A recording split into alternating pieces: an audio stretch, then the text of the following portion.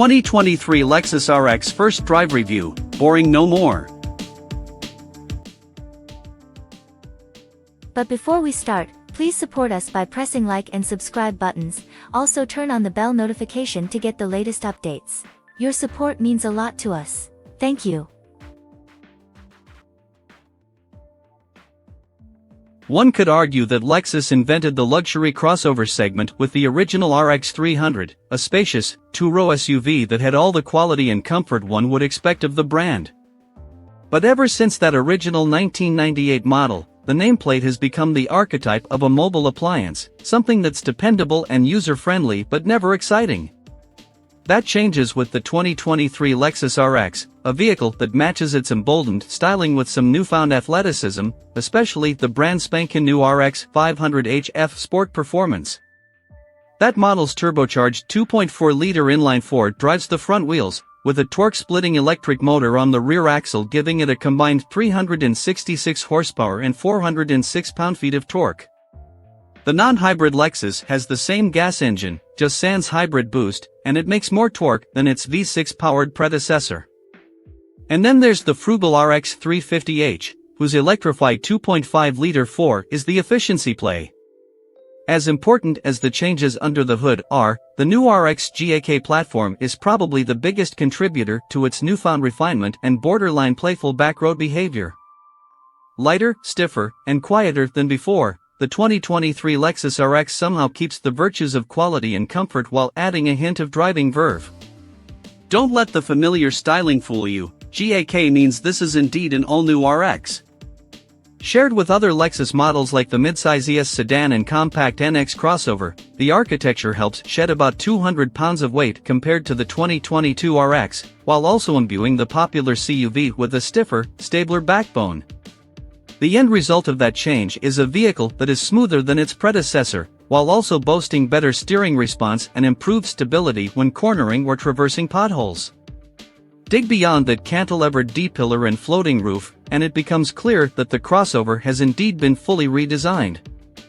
Overall length is identical to that of the 2022 RX, but the rear axle has moved backward 2.4 inches for a longer wheelbase and shorter rear overhang. The rear track is 2.7 inches wider, the front up 0.7 inches, and overall width has gone up an inch.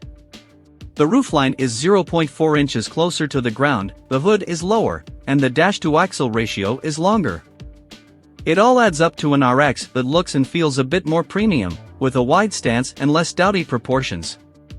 Inside, the RX is far more contemporary, finally jettisoning its awful trackpad interface in favor of the infotainment system that debuted on the NX last year. The standard touchscreen is a 9.8-inch affair and it does very well, but a wider 14.0-inch display is included on all but the base trim level. Both have wireless smartphone connectivity, excellent touch response, and a menu structure that's relatively easy to parse.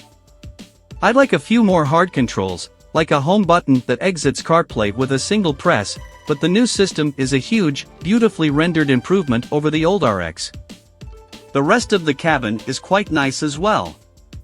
The base trim level has Lexus' excellent new luxe faux leather upholstery, while other trims get genuine hides on the seats. In either case, Lexus uses good materials for its bread-and-butter crossover, with only a small smattering of hard plastics on the lower door panels. There's a long list of standard equipment, two heated and power front seats, a moonroof, LED head and fog lights, low-speed traffic jam assistance, and paddle shifters all come standard, with the higher trims receiving seat ventilation, a panoramic roof, Mark Levinson audio, and more. My first experience with the new Lexus crossover came in the form of the hybrid RX 350h model. Every hybrid comes standard with all-wheel drive thanks to an electric motor mounted to the rear axle. Combined output for the whole setup is 246 horsepower, not much for a 4,400-pound vehicle, and less than the old V6 hybrid's 308 horses, but at least there's some low-speed grunt due to the electric motors. In spite of its limited sporting pretensions, the RX 350h is still a competent machine thanks to that stiff new GAK architecture underneath its skin. The greater torsional rigidity helps the suspension and steering do their work more effectively, and turn-in is far snappier than before. The hybrid model does suffer from a little body roll, but it's still almost fun to hustle up a twisty road, not something you can say of many front-drive-based crossovers.